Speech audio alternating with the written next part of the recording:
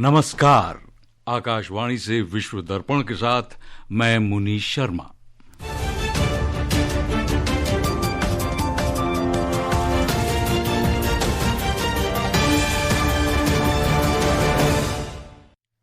मुख्य समाचार। प्रधानमंत्री नरेंद्र मोदी और फ्रांस के राष्ट्रपति इमैनुअल मैक्रों ने यूक्रेन और पश्चिम एशिया में शांति प्रयासों पर की चर्चा। विदेश मंत्री डॉक्टर एस जयशंकर ने भारत रूस संबंधों को दुनिया के प्रमुख संबंधों में सबसे स्थिर बताया। रूस ने यूक्रेन पर 570 से ज्यादा ड्रोन और 40 मिसाइलों से किया हमला और इजराइल ने कब्जे वाले पश्चिमी तट के बेहद विवादास्पद क्षेत्र E1 में 3,400 से ज्यादा आवासीय इकाइयों के निर्माण को मंजूरी दी। और कजाकिस्तान में एशियाई निशानेबाजी चैंपियनशिप में भारत ने पुरुषों की 10 मीटर एयर राइफल टीम स्पर्धा और महिलाओं की जूनियर स्कीट स्पर्धा में 2 स्वर्ण पदक जीत लिए हैं। और अब समाचार विस्तार से। प्रधानमंत्री नरेंद्र मोदी ने आज फ्रांस के राष्ट्रपति इमैनुअल मैक्रों के साथ टेलीफोन पर बातचीत की। दोनों ही नेताओं ने यूक्रेन और पश्चिम एशिया क्षेत्र में संघर्षों के शांतिपूर्ण समाधान के लिए चल रहे प्रयासों पर चर्चा की। प्रधानमंत्री मोदी ने संघर्षों के शांतिपूर्ण समाधान और शांति तथा स्थिरता की शीघ्र बहाली के लिए भारत के निरंतर समर्थन को दोहराया। दोनों ही नेताओं ने व्यापार, रक्षा, असैन्य परमाणु सहयोग, प्रौद्योगिकी और ऊर्जा के क्षेत्रों सहित द्विपक्षीय सहयोग एजेंडे में प्रगति की भी समीक्षा की। राष्ट्रपति मैक्रों ने भारत और यूरोपीय संघ के बीच मुक्त व्यापार समझौते को शीघ्र संपन्न करने के लिए भी समर्थन व्यक्त किया। विदेश मंत्री सुब्रमण्यम जयशंकर और रूस के विदेश मंत्री ने आज मॉस्को में बैठक के दौरान द्विपक्षीय संबंधों के संपूर्ण पहलुओं की समीक्षा की। डॉक्टर जयशंकर ने कहा कि द्वितीय विश्व युद्ध के बाद भारत और रूस के बीच रिश्ते दुनिया के सब देशों में से सबसे अधिक मजबूत रहे हैं। डॉक्टर जयशंकर ने कहा कि फार्मास्यूटिकल्स, कृषि और वस्त्र जैसे क्षेत्रों में रूस को भारतीय निर्यात बढ़ाने से वर्तमान असंतुलन को दूर करने में मदद मिलेगी। We reaffirmed our shared ambition to expand bilateral trade in a balanced and sustainable manner, including by increasing India's exports to Russia. This requires swiftly addressing non-tariff barriers and regulatory impediments, enhancing Indian exports to Russia and sectors like pharmaceuticals, agriculture and textiles will certainly help to correct the current imbalance. Doctor Jaishankar ने बताया कि भारत रूसी तेल का सबसे बड़ा खरीदार नहीं है और न ही रूसी LNG का सबसे बड़ा खरीदार है। We are not the biggest purchasers of Russian oil, that is China. We are not the biggest purchasers of Russian LNG. We are not the country which has the biggest trade surge with Russia after 2022. I think there are some countries to the south. Incidentally, we also buy oil from America, and that amount has been increasing. Doctor Jaishankar ने रूस के राष्ट्रपति Vladimir Putin से भी मुलाकात की। उन्होंने वैश्विक स्थिति और यूक्रेन के हालिया घटनाक्रम पर श्री पुतिन द्वारा साझा किए गए विचारों की सराहना की। भारत और यूरेशियाई आर्थिक संघ EAEU ने मुक्त व्यापार समझौते पर बातचीत शुरू करने के लिए संदर्भ शर्तों पर हस्ताक्षर किए हैं। EAEU में आर्मेनिया, बेलारूस, कजाकिस्तान, किर्गिज गणराज्य और रूस शामिल हैं। प्रस्तावित मुक्त व्यापार समझौते से निर्यात को बढ़ावा मिलेगा और सूक्ष्म, लघु तथा मध्यम उद्यमों MSME को सहयोग के माध्यम से बाजार तक पहुंच बढ़ाने में मदद भी मिलेगी। आकाशवाणी से बातचीत में ग्लोबल ट्रेड रिसर्च इनिशिएटिव के संस्थापक अजय श्रीवास्तव ने बताया कि मुक्त व्यापार समझौते से भारत के निर्यातों को काफी बढ़ावा मिलेगा। For India, an FTA with the Eurasian Economic Union could mean easier access to crude oil, gas, minerals, and industrial goods from Russia and Central Asia.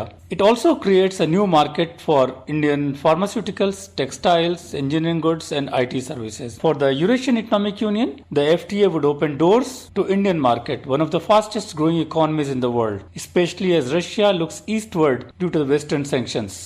देश में पिछले 10 वर्षों में अंतरिक्ष क्षेत्र में अभूतपूर्व और उल्लेखनीय प्रगति हुई है। नई दिल्ली में भारतीय अंतरिक्ष अनुसंधान संगठन इसरो के अध्यक्ष वी नारायणन ने कहा कि 2015 से 25 के बीच पूरे किए गए मिशन 2005 से 2015 के बीच हुए मिशन से लगभग दोगुने हैं। उन्होंने कहा कि एक्सियम 4 मिशन प्रतिष्ठित मिशन है क्योंकि शुभांशु शुक्ला अंतर्राष्ट्रीय अंतरिक्ष स्टेशन जाकर सुरक्षित लौटने वाले पहले भारतीय बन गए हैं।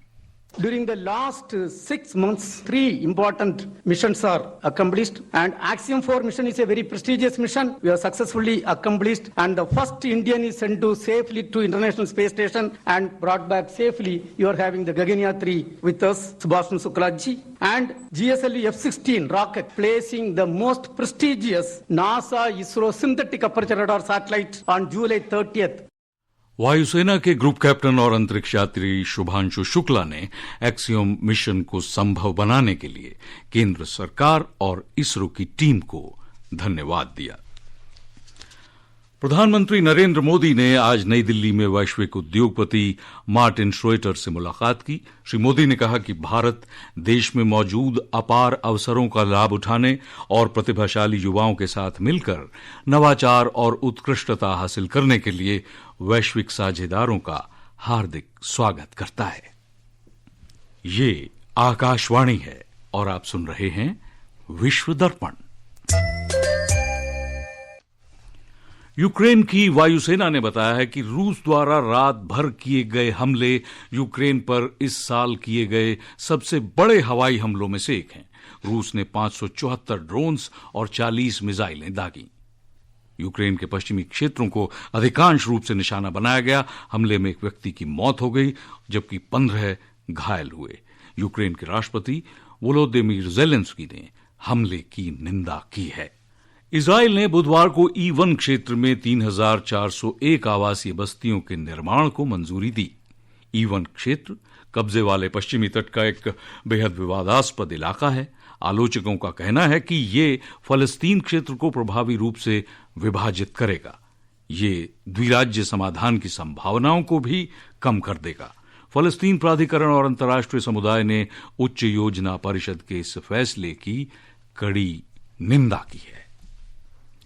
इजराइल के रक्षा बल ने घोषणा की है कि गाजा में इजरायली सैनिकों के जमीनी कार्रवाई फिर शुरू करने के बाद से 2000 आतंकवादियों का सफाया किया जा चुका है। लगभग 10,000 आतंकी ठिकानों को निशाना बनाया गया है और हमास पर दबाव बढ़ाने के लिए नियंत्रण गलियारों की स्थापना की गई है। पाकिस्तान के सुप्रीम कोर्ट ने वर्ष 2023 की हिंसा से जुड़े 8 मामलों में पाकिस्तान तहरीक इंसाफ पार्टी के प्रमुख इमरान खान को आज जमानत दे दी। हालांकि इमरान खान की जल्द रिहाई की कोई संभावना नहीं है। वो 2023 से जेल में बंद हैं और सरकारी उपहारों से जुड़े मामले और 19 करोड़ पाउंड के भ्रष्टाचार मामले में सजा काट रहे हैं। कजाकिस्तान में एशियाई निशानेबाजी चैंपियनशिप में आज रुद्राक्ष पाटिल, अर्जुन बाबूता और किरण जाधव ने 10 मीटर एयर राइफल पुरुष टीम स्पर्धा में स्वर्ण पदक हासिल किया। जूनियर वर्ग में मानसी रघुवंशी ने महिलाओं की स्कीट स्पर्धा में स्वर्ण पदक अपने नाम किया जबकि यशस्वी राठौर ने रजक पदक जीता है। सऊदी अरब के हज और उमरा मंत्रालय ने नुसुक उमरा सेवा शुरू की है। इसके जरिए अंतर्राष्ट्रीय तीर्थयात्री बगैर किसी बिचौलिए के सीधे ऑनलाइन उमरा वीजा के लिए आवेदन कर सकेंगे और संबंधित सेवाओं की बुकिंग कर सकेंगे। और अंत में मुख्य समाचार एक बार फिर। प्रधानमंत्री नरेंद्र मोदी और फ्रांस के राष्ट्रपति इमैनुअल मैक्रों ने यूक्रेन और पश्चिम एशिया में शांति प्रयासों पर चर्चा की है। विदेश मंत्री डॉक्टर जयशंकर ने भारत रूस संबंधों को दुनिया के प्रमुख संबंधों में बताया सबसे स्थिर। रूस ने यूक्रेन पर 570 से ज्यादा ड्रोन और 40 मिसाइलों से हमला किया। इजराइल ने कब्जे वाले पश्चिमी तट के बेहद विवादास्पद क्षेत्र E1 में 3,400 से ज्यादा आवासीय इकाइयों के निर्माण को मंजूरी दी है। और कजाकिस्तान में एशियाई निशानेबाज चैंपियनशिप में भारत ने पुरुषों की 10 मीटर एयर राइफल टीम स्पर्धा और महिलाओं की जूनियर स्कीट स्पर्धा में 2 स्वर्ण पदक जीत लिए हैं। और इसके साथ ही विश्व दर्पण का ये अंक समाप्त हुआ।